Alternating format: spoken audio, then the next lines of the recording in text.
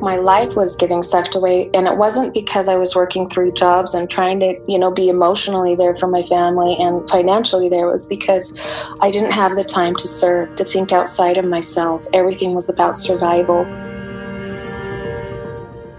Hello, I'm Cherie Burton, and welcome to Women Seeking Wholeness. This is a podcast for women who long to feel, express, and be who they truly are, here and now, body and soul. Before we get to our great guest, Katie Jo, I just wanted to update you on some fun things I have launching. I actually have a 22-day depression cleanse that I run sporadically. It's kind of the precursor to my Emotional Wholeness Masterclass, also launching this month, that gives very definitive tools and guidance through 7 steps of transformation to achieve emotional homeostasis and peace and balance. Well, actually, balance is a myth, but peace and homeostasis and all things related to sensory wellness. So it's a multi-sensory process, and I've been really pleased with the feedback and the results. Now, Katie Jo Drums is what she likes to go by, and I love it. One of the things I love about doing the show is I get to interview such a diversity of women in such varying life stations and who have such diverse interests and gifts. She was really, really fun to talk to, and I think you'll enjoy our discussion. She considers herself this wild artist businesswoman. She's been a keynote speaker at the World Parliament of Religion and as a single mom. And just to see her rise from disillusionment with structures and institutions and programs and things that were trying to hold her back from sharing her voice, and how she was able to rise to the world stage literally. Having had a 16-year-long eating disorder, being a pregnant teen and a failed marriage, and losing a young child in a tragic way. So listen and be inspired of ways you could face your own truth and stand on your own 2 feet in whatever life station you may be in right now.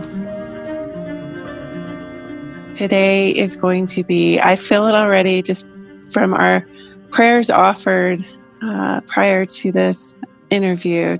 I can feel that whatever is going to unfold today with our guest, Katie Jo, is going to be extremely relevant, powerful, and attuned to the needs of whomever is listening. With these interviews I do, I am quite intuitive around who shows up in my space to be interviewed. And Katie Jo, I have known we have a lot of mutual circles, and we're both kind of in the same state and community. And so we run into the same groups of people. And I've known about her, and I've seen her, and we've been Facebook friends.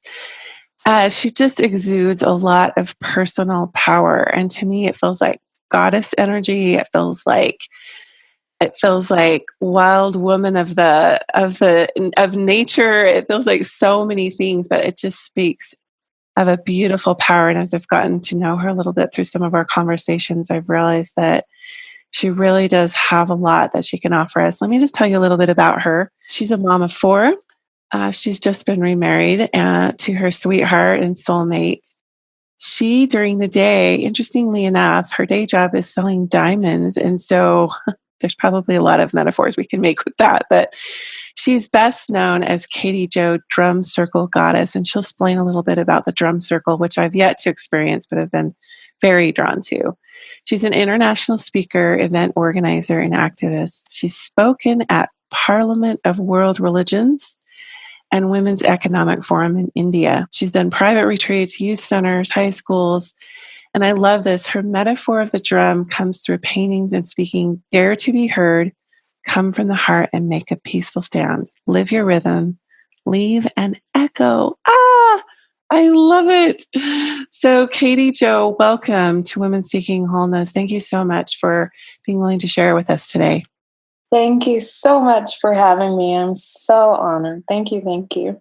Well, let's jump in a little bit to your story. And I know a little bit of what you've walked through, but I think it would be a really powerful context to offer our listeners kind of a little bit about your life history and what got you to this place. Okay. Oh my goodness, that's such a blank canvas. I know. And I feel like I, like so many women out there, have multiple lives in one lifetime.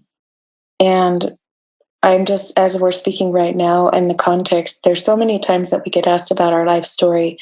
And so I'm working right now to just be completely open and vulnerable, because as we have, as women, been asked to hold many roles, there's a million stories we can tell, and they're all true, and they're all our life stories.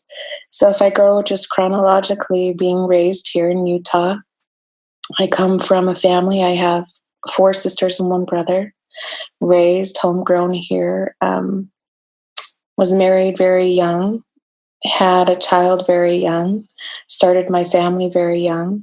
My marriage to my first husband didn't survive. And the last 8 years, I've been a single mother. And like you said, I just recently married my beautiful sweetheart, and I'm a newlywed. I've been married 1 month, and I'm so happy.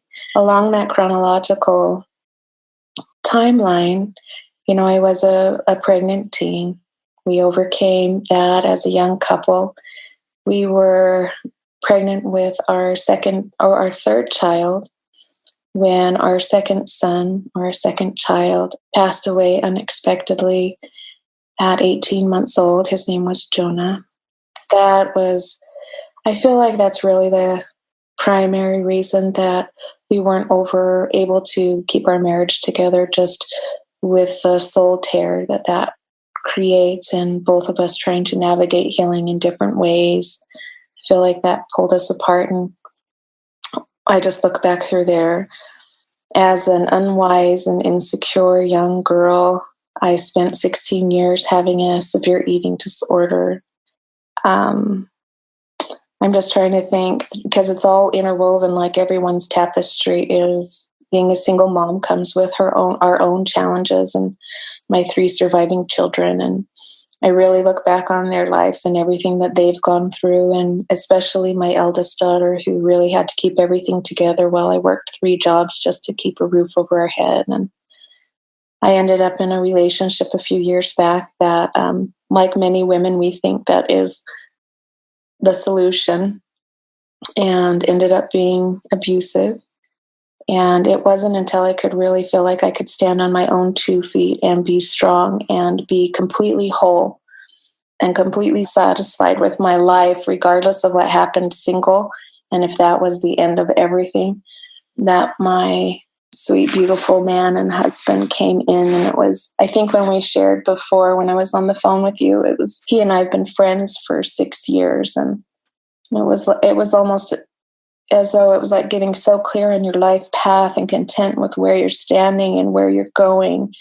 And then all of a sudden I looked, and there he was, and I'd never seen him before in the way that I saw him there. And we were walking the same path. We were walking the same future. And so I know this is maybe a little bit of a tangent, but and probably because I'm a newlywed, and probably because I've been working with so many women's groups and different humanitarian things. But I feel like when we really know who we are and where we want to go in our lives and what our destiny is and who we are as a person, and we're clear about the path and the direction we're going, that's when we find our soulmate, because without, usually you're looking for them and not the path. So right. It's very true that when we least expect it, that's when the blessings come. Because what I'm hearing is you went, and I can't even imagine being a single mom for 8 years and walking through what you've walked through, going through an abusive relationship, having all of those challenges. But it's like you went from single mom to the world stage. I just want you to climb into that for me. How did you, as a single mom, become a keynote for the World Parliament? Oh, this is so great. I love this. This is so funny. I think this is funny. And maybe no one else in the whole wide world will think this is funny, okay? But I think it. So here's this whole journey, and I've explained everything. Well, being a single mom and working 3 jobs, like I said, like service, selfless service is so ingrained inside of me. It just is. And I was working 7 days a week. I remember one year I worked 7 days a week. And I remember looking back at the year and I said, wow, I had 4 days off in a row because I'd gone on a trip. to Colorado and back. And those were the only 4 days that entire year that I had not worked. And I was like, man, this is hard stuff. But I was at that point where I felt this huge hole inside of me, and I felt like my life was getting sucked away. And it wasn't because I was working 3 jobs and trying to, be emotionally there for my family and financially there. It was because I didn't have the time to serve, to think outside of myself. Everything was about survival. And I thought, okay, well, what can I do? Because I have so limited time. And I volunteered because at the time I was also doing freelance photography. So I had done this photo shoot for a magazine, a cancer magazine, and I contacted the contact who had reached me towards me, and I said, is there anywhere I can serve? She said, yeah, there's this retreat in Park City. I don't know if I should say the name of it or not, but they have cancer patients come out every single month, and she said we could use some photos. I said, great. So I would go up and take photos every single it was one day, it was like 3 hours. And that was all I could do. But once a month, I was able to serve and not just be in the predicament of the struggle of my life. And it was something I could give back. And it gave me this sense of power, because I was in a position, and it didn't cost money, it cost gas to get there, but I was in a position to give. And that's powerful, even though it was just going up and taking photos. Right. I think too that we get into a space where we think there's a better way to serve than another, or there's a better demographic to serve than another, but really it's all good. It's all the same, right? And we never know what lies in those circles that we think are seemingly meaningless. Well, yeah, and with that too, I think service truly is for the self. It's not for self-glorification, but it is because I feel like the reason we're all here in this world is that we all make it, that every single person around me is an opportunity to recognize as a divine sister or brother. And this is my opportunity to serve. And every time I have that opportunity, I'm asking myself, how am I defining myself as me? Am I somebody who in this moment has patience and selflessness? And with women, you've got to be careful, because it's never sometimes we totally run ourselves under the bus. That's not what I'm talking about. I'm talking about, never at the diminishing of yourself, but at the same time, every opportunity is, I am defining myself. I'm not glorifying myself. I'm humble, but this is my opportunity to serve. Do I take it or not? This is my opportunity to not be angry at the person that cut in front of my car or not. And with every thought and action, we define who we truly are. So service is for the self, is to define, who am I? It's not necessarily about, and yes, it's about the other people. I don't know if I'm conveying this properly, but am I the person who can think of others before myself? Am I the person who can give and not expect return? And so it is about them, but it's the journey. If I'm defining this properly, it's the journey of knowing who I truly am. Mm-hmm. And so through a long series of events that I won't explain, photography, I was doing that. I know that how this all came about. It's just a random thing. Also, I'm an artist, and I was asked to paint a drum. I'd never touched a drum in my life. I was 33 years old, and I began painting drums because one person took the drum, and then other people saw her drum, and she began to come back. And so I was, working around the clock, staying up, painting, volunteering once a month. So this is all going on in my life. And for whatever reason, on one of the cancer retreats, I called the retreat manager the night before and said, can I bring a drum? I've been praying, and I feel like I'm supposed to bring a drum. I know you don't know anything about this, but I am. And long story short, I had a dragonfly painted on that drum. And a woman from back east was in stage 4 cancer. Her husband had died. Her children were facing being orphans because she was now going through cancer. And she had prayed that week that she would see a dragonfly. And if she saw a dragonfly, she knew that her husband was still with her. And for whatever reason, the last day, the last hour with my camera, I also brought a drum with a dragonfly on it. Wow. And so the retreat manager said, could you bring your drums every month? And I'm like, okay. Well, what began to blossom in this subworld of working around the clock as a single mom is the drum paintings, and then people asking me about the drums. And then I would go to maybe a full moon ceremony, or, my friend would sit by the fire. She said, hey, girls want to come over? And there'd be 3 girls there, and they'd start to ask me about the drums. And then the next month, 20 people were there, and then the next month 30, and then the next month there was 60. And I remember when 60 people were there, they had to be all outside because they didn't fit in the house. And I remember I wouldn't get out of the car because I used to be shy. And my friend came running out of the yard, and she came to the door. She's like, get out of the car. Everybody's waiting to hear you talk. And I said, why are they all here? And I had told my other friend who was driving with me, I was like, let's go home, turn around, let's go. I don't want to be here. There's so many people.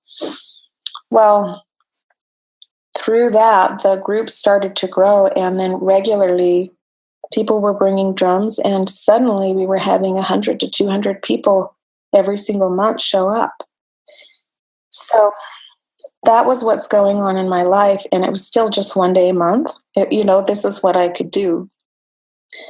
When the World Parliament of Religions came, one of my dear, dear, dear friends, I'll just say her name, Bridget Birch, is a New York Times bestseller. I love her. Yeah. She is one of the most amazing women in the world. And you know all about her. You'll probably have her on one of these. I do. Actually, I'm interviewing her later today. She's an amazing woman. And I knew she was going to be prominent at the World Parliament of Religions. And so I had messaged her and I said, hey, I know you're going to need a hand during this. So I will come and I will just carry your bags, and I will volunteer, and I will be your assistant, and I will hang with you because I know you have so much on your plate. She says, perfect. Well, in order to do this, you need to send in an email, tell them who you are. You should totally tell them about, your drum circle stuff, because I think it's really creative. And I said, okay. And I was trying to get in for free. True story. I was trying to get in for free so they knew who I was. And I was like, look, I'm just coming to help my dear friend Bridget. So I'd sent that email, and then I didn't check anything because I was like, they're going to email me. They're going to tell me the times I can come. Bridget's going to give me a heads up. They're going to, she's going to let me know what day I need to be there and what time, because all I'm doing is going to go carry her bags. Well, about 3 weeks before the World Parliament of Religions, and so this, you have to conceptualize, like the Dalai Lama was coming. Mary and William, Oh. 4 indigenous grandmothers over the indigenous peoples of the world are there. People from the UN are there. And Bridget calls me on the phone, and she goes, Katie Jo, do you ever check your emails? And, I'm working like mad. I go, no. I just figured you'd let me know what times. She goes, I have been walking around for a week kind of miffed at you, thinking, how dare Katie not tell me she's the keynote at World Parliament of Religions? And you didn't know. And she goes, and then I realized Katie doesn't even know. And she goes, read your emails, Katie.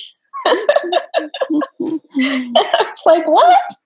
And so I go, and I'm like in the book, I'm in the like this binder. It's like a textbook of all the speakers, and it's like Katie Jo keynote. It's like of the women's part. And I remember just staring at it, going like, what am I going to do? And here I am, just a single mom living in a tiny little apartment, serving one day a month, because the drum circles are about unity and love and non-denominational connection for all people. And so there I am with the opportunity to stand on a world stage. And the audience, I think the live audience was roughly 10,000. I believe it went to over 105 countries broadcast. Mm-hmm. And I only had a handful of minutes to say a message. And I guess since I'm rambling on with the story, I remember the moment it was announced, all of a sudden my phone was blowing up and my emails were blowing up, and all of these people, and I wouldn't really know who, but hundreds of people had applied to be speakers, and I hadn't. And they were saying, could you share this? You should talk about this. You should say this. This is what you need to say. And, all of these people had an opinion as to what I should talk about. And I realized very clearly that the reason that I felt that God, and that's the word I use for our Creator, that God had placed me on the stage was because I didn't have an agenda. And so for those 3 weeks, I would pray multiple times a day and meditate. And my prayer was, God, please assist me in staying humble and staying open and staying clear. So whatever message you have, I will hear and I will give. And I didn't write anything, and I didn't bring papers. I didn't bring anything. I just prayed and prayed and prayed and prayed. And until I stepped up on the stage with the mic, I didn't script anything. And that was the World Parliament.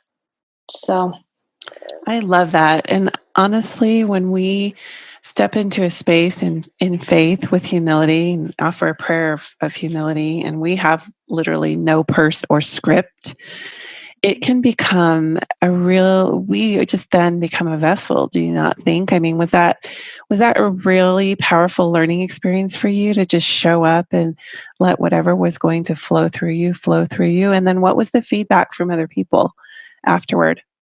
well, I show up with a drum. It's so beautiful. And like I said, my message really is the drum.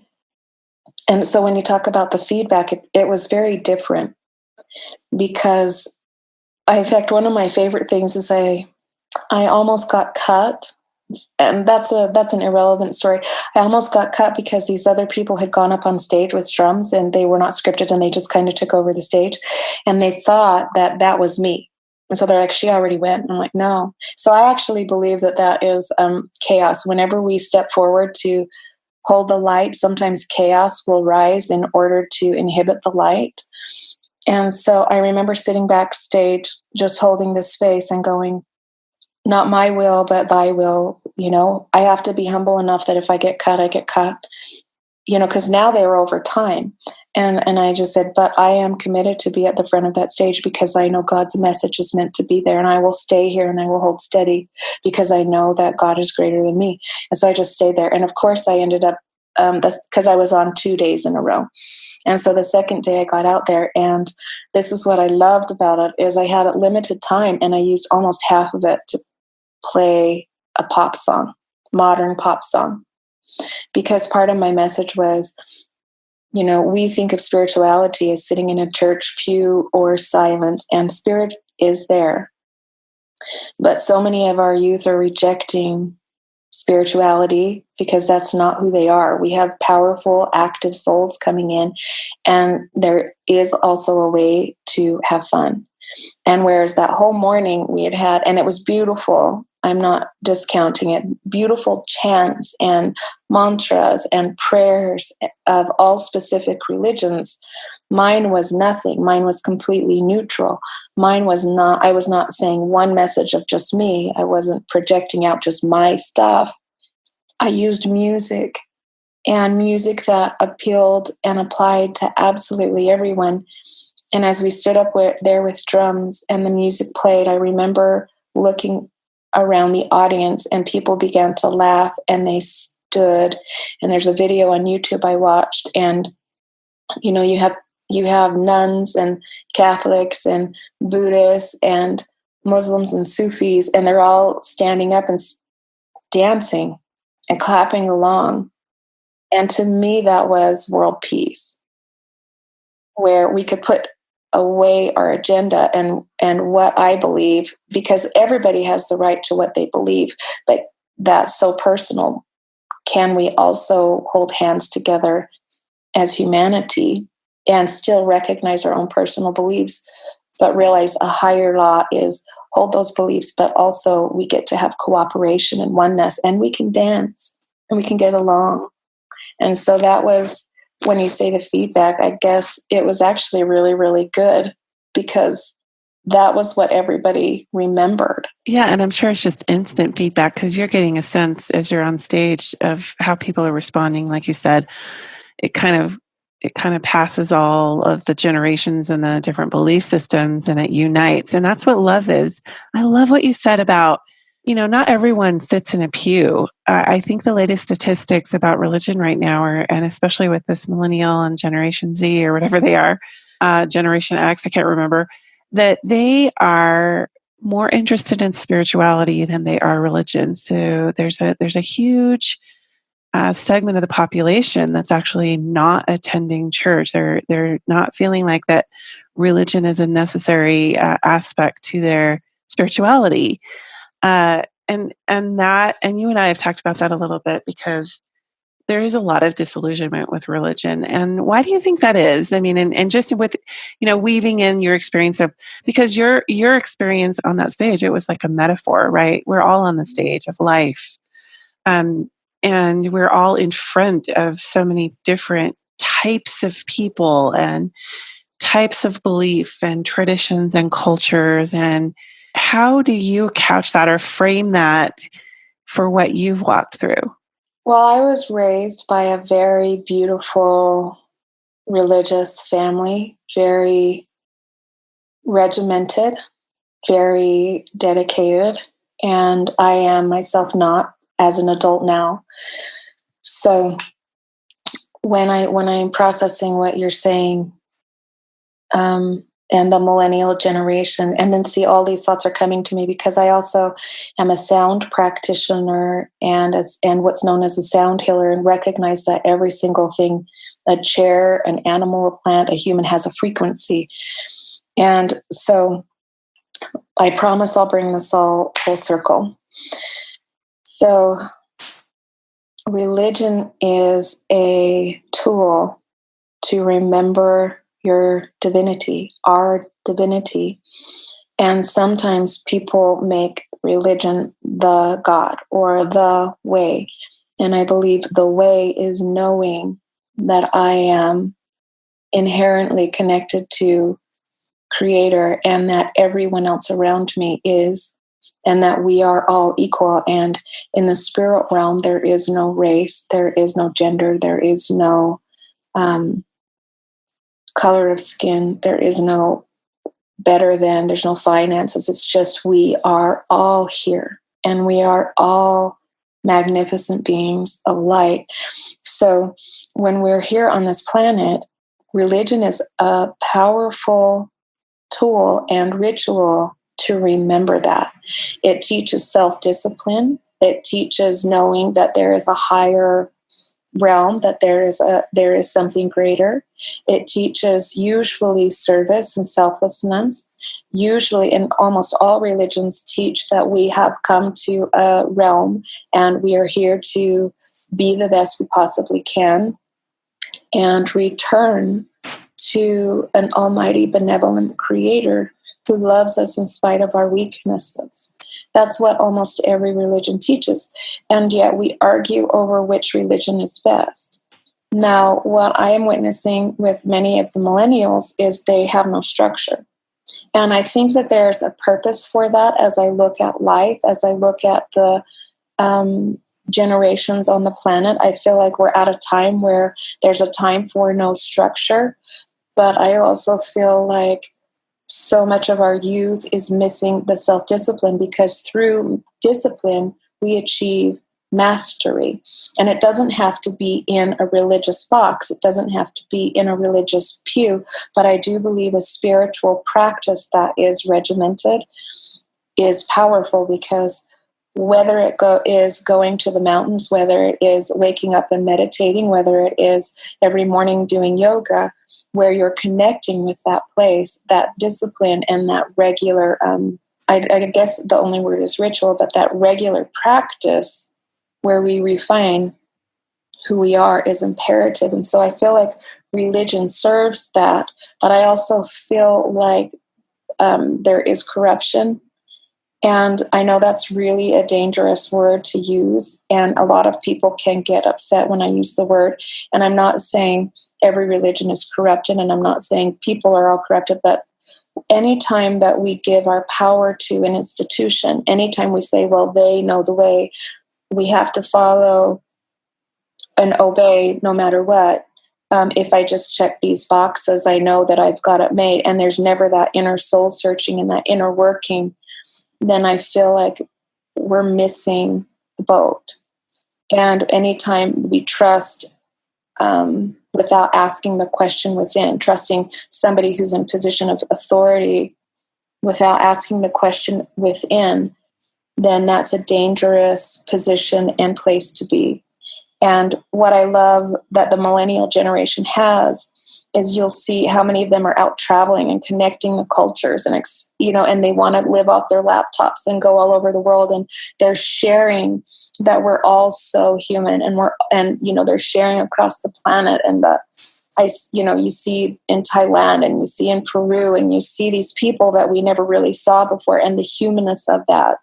And then what I witness with the millennials is they're going to the mountains, they're going to nature, they're going out there. They're also using technology to be completely connected to everyone across the world. And so when I have studied Christ as I do, and I love Christ, he went to the mountains. And so when I know, that's where he went to be spiritually fulfilled. He went to the mountains to receive. He went to the institutions to be the light. And so many times we have it reversed. So many times in religion, we go to the building, the Sunday or whatever it is, to be filled. When I believe Christ lived, that he spent his life searching, learning, being, living, and then he went there to share. And I feel like if so many spent 6 days a week on our own personal development and soul searching, and used our community, whatever that religion is, to come together and share, hey, this is what I've been learning. This is a practice that's working for me. This is an opportunity to serve. Would any of you like to be with me on this? And so I feel like it's a little bit reserved, but I'm not saying bad. And as a sound healer, and science can back everything up that I'm saying, because as a sound healer, as I was doing all of the drumming, particularly at the cancer retreats. Can I just go back to what you were saying about Christ? Because I have strong feelings with that too. I am raising millennials, and it's been really interesting that what they've taught me. And I thought it was my role to teach them, which it is. Of course, I have stewardship as their mom, but my children are quite empathetic and quite attuned to wanting to be in nature and wanting to experience other cultures and having greater tolerance for different minority groups and sexual orientations and belief systems. And I loved that, but I didn't know how to place it within a religious context. And so it's just been very recently that I've let them teach me about what it means to be spiritual and empathetic and compassionate. I do travel and I do go to other cultures, but what you were saying about Christ really resonated, because honestly, where does it say anywhere in our scriptural text that Christ sat in a church?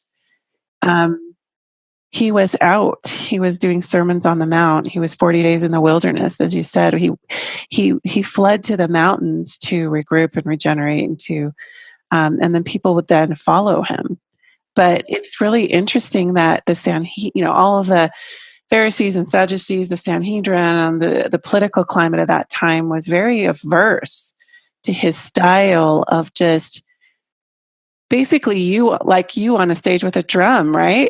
I mean, that's what he was doing in his way and with his light. And of course, his followers didn't know how to place that at first, but it gave people, I think, a spiritual freedom.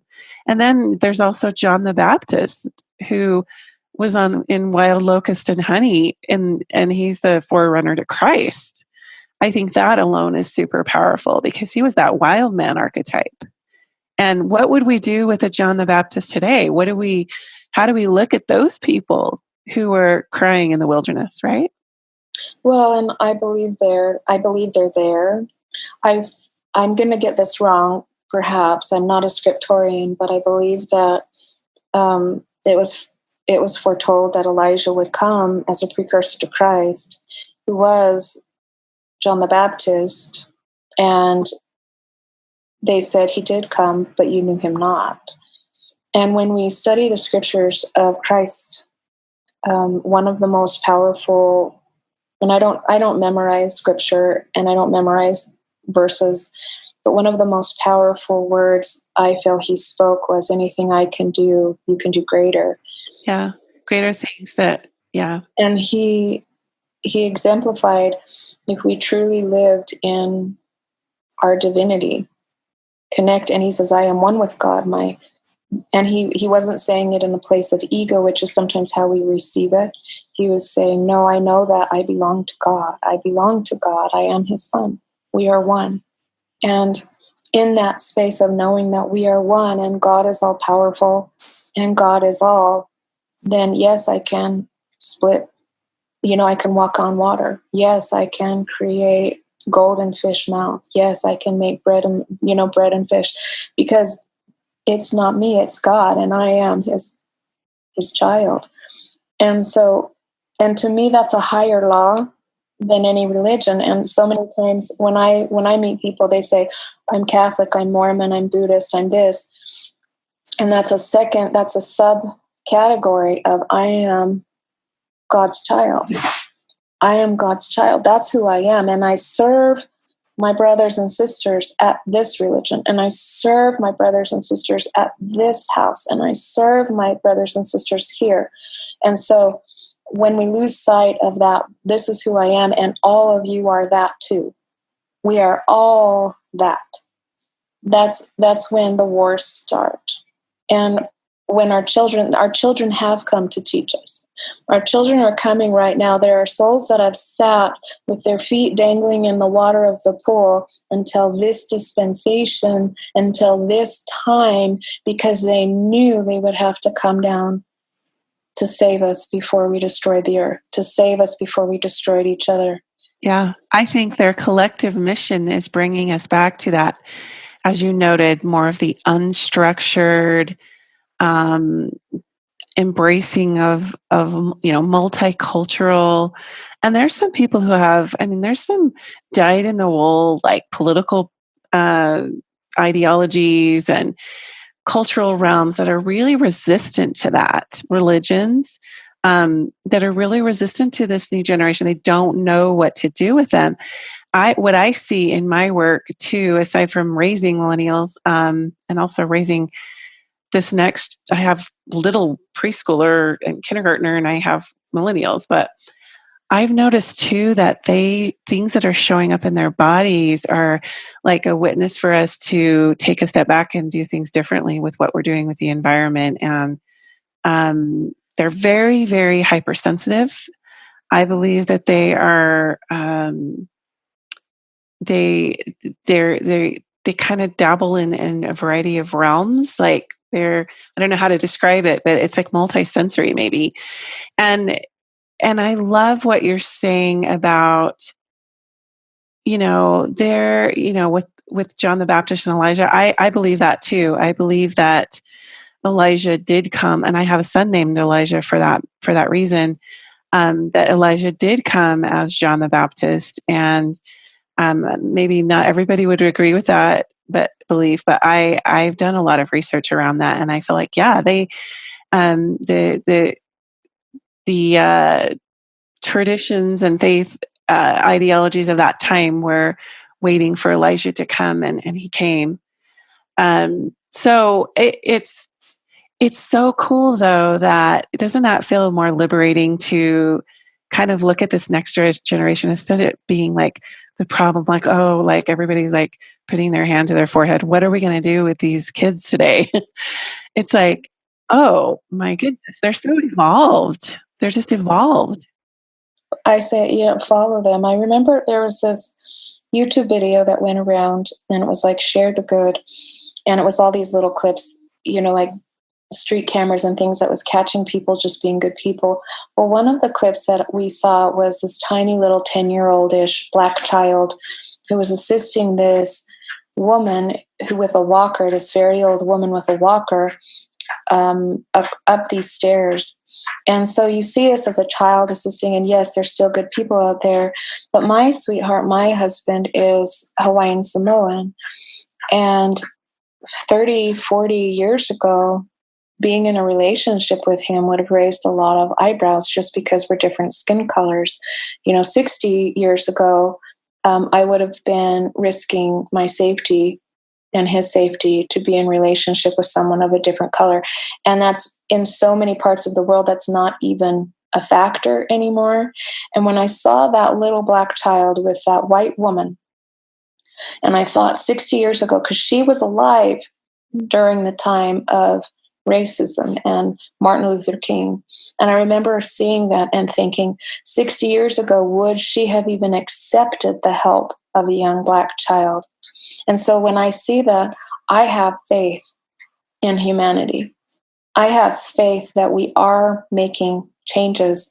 When we look back at the time of the 80s, people were still being murdered, and I'm not saying that they're not, but they were being murdered for just being open about their sexual orientation, not being heterosexual. They were risking their lives. And I know that that's still the case in many places of the world, but overall, I feel like we are progressing, and I do see hope, and I do feel like it's the children.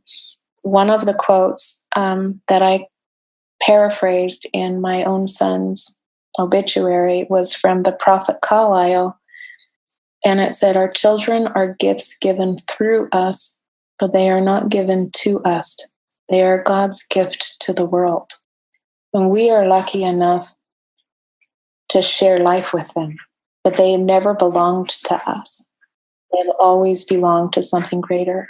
I believe that with my whole heart, in having experienced adoption from all aspects and sides of the adoption triad. I think that we don't own each other. We, and I think that's been one of the hardest things, like even in the context of religion, as the beauty, and one of the things I'm learning later in my life, as I move to the second half of my life, is that there's such, I think, a turn in our time for sovereignty of soul and being your own authority when it comes to the deeper spiritual matters. And so can we kind of wrap up our, I could just keep talking to you because it's so fascinating. And I love how you're so grounded in the beliefs around who you are and what you're showing up as in your creative space and having this greater impact. But can we sort of culminate our discussion around that soul sovereignty aspect and what that means to you? Well, yes. So with soul sovereignty, I remember when I was in India at the Women's Economic Forum in New Delhi, I remember there was another person there who was speaking, and it was somebody that I knew fairly well. And I'm like trying to measure my words, but I feel like I'm just going to speak boldly. Please. They were studying and trying to cram like you would for a test to present very well. And this is nobody that's a really close personal friend of mine, just so everybody knows. And I remember that they were in this conversation with me because this person did not live any of the ideals that they were speaking. So they were cramming to give a really good presentation. And I'm saying this not out of condemnation, but out of learning. And the reason I'm bringing this up is because when we talk about soul sovereignty, it's not about being on the stage. It's not about having an audience. It's the daily rituals we live in, and all of life speaks to that. We don't get to eat once and be nourished for life. We don't get to brush our teeth and have our teeth work for life. We get to have regular practice to keep ourselves nourished, even in the soul. And it's the day-to-day selfless acts. It's the day-to-day waking up and saying your morning prayer. It's the getting up in the middle of the night and giving a cup of water to your child when you'd rather sleep. It's those things that remind us who we truly are. And then when we're called for those big events, for maybe it's the speaking events, or maybe it's that big moment where you're called on to do the right things. We all want to be the hero in the action movie, but it's all the things people don't see. It's all the things behind that. It's when God calls you, are you ready? Usually, if you've been doing the little things that have gone under the radar, it's the moment by moment things that you don't see. And then when that call comes, you're ready, and you don't feel ready. You never feel ready. No one was ever ready to be a parent, and yet we become them. We're never ready. So when it comes to sovereignty, I remember coming from a background where I was shy, where I literally would skip class if I was late because I didn't want to walk in and have everybody turn and look at me. And here I am standing on a world stage. And often when I speak, people say, you're so confident. And I don't know that I myself am confident, but I am confident that God's message is greater than me. And I am also confident that as I am humble, I am willing to serve, and I'm willing to be an emissary of light. And I don't think I do it perfectly, but I'll do my best. As I am holding myself in that space, then I am confident that I am here to do my best. And then I feel like it is a noble, I want to say calling, but a noble gift from God that I get to do my best here. And I cannot hide my words, and I cannot show up as a coward, and I cannot speak softly, because that is not the message. The message of unity and peace and love and rising steady, rising strong, but rising in peace is greater than me.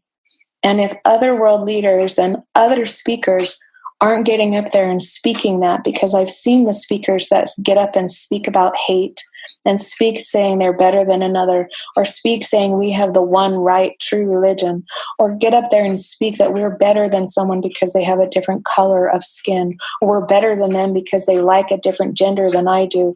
We have no right to let those people stand up with power, and let those who preach and speak love and speak oneness and speak compassion be soft-spoken. We must stand too. And I feel like, whether I answered your question or not, that's what soul sovereignty is to me. It's the quiet moments where we really ask those questions that are unseen, and being ready when we're called, and when we're called to rise like the lion roar, not in my power, but in the power of love. Chills. I love it. I love it. And everything that you're about, beating your drum, showing up in all of your humility and lowliness of heart to step on such a big world stage, but also, again, so metaphorical for life and how you show up in life, because not having an agenda and just being in a space to be an emissary of light is really what it's all about. It's, I believe, what Christ came to show us. And I believe it's people like you who point the way for other women to be who they are. To me, you're kind of like, as we're having this conversation, as I've seen you in different spaces, and as I look at your picture online, you are a voice crying in the wilderness. And so I'm going to just give you that archetype, okay? That I'm sure we can continue more conversations around this, but I know our time is running to a close. So thank you for your message around, exposing corruption by just standing in the light of who you are. And that speaks louder, I believe, than anything else that we could possibly try to preach. And so thank you for having enough personal power and light to attract me to be able to interview you, because I know that you're going to help a lot of people around this conversation. So thank you. Thank you. I'm so grateful. I'm so grateful for the work that you're doing, and I'm cheering you on and here to support you. And for all the people that have accidentally or not accidentally come across our words, I'd like to send my love that way and my grace that way and gratitude. So thank you. Yeah, thank you. And it was so beautiful. Katie Jo and I shared a prayer together. I said a prayer and then she asked if she could. And I loved what you shared. Could you close us with a collective prayer for any of the women that may be listening who may be in that transitory time in their life, or maybe they're a single mom, or maybe they've got millennials with lots of problems, or we could go with a laundry list, but like you said, everyone who's tuning in, and there's a space around what attracted them to this and how timely it is in their life. And I completely believe that. And that's the whole reason I have started these discussions through this medium. But can you close us with a blessing and prayer? Yeah, I'd love to.